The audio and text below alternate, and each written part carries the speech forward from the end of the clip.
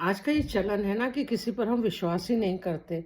और कभी-कभी होता है कि कोई बहुत जेन्युइन भी व्यक्ति होता है परेशानी में, तो हम उसकी भी सहायता करने से हिचकते हैं। तो मेरी तो आदत है कि मैं लोगों से अक्सर बात कर लेती हूँ, और कोई मुझे अगर परेशानी में सच में होता है तो मुझे समझ में भी आता है। तो मैं ऐसे ही सड़क में टहल रही थी, तो एक लड़का मुझे दिखा।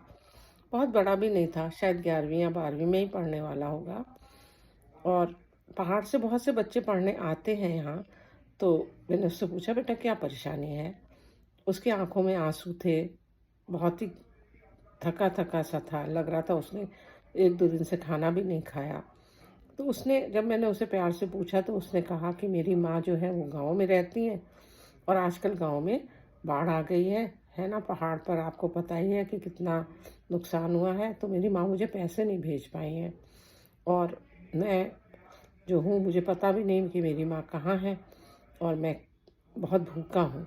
तो मैं उसे सामने जो ढाबा था उसमें ले गई, और मैंने ढाबे वाले को कहा कि भैया इसको एक रोटी दे दीजिए, ठीक, और कोई सब्ज़ी खाने के लिए दे दीजिए, क्योंकि मैं उसको हर्ट भी नहीं करना चाह रही थी।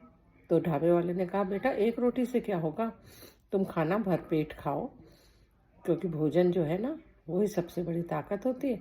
और उसने बहुत सुंदर ढंग से, बहुत अच्छे से एक प्लेट लगाकर खाना जो था उस लड़के को दिया।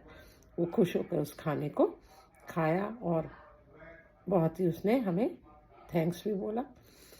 और मैं ढाबे वाले को जब पैसे देने लगी, तो ढाबे वाले ने कहा, मैम ये भोजन जो है ना, ये ईश्वर ने इस बच्चे के लिए दिया है, और मैं अब इस पैसे को नहीं ले सकता।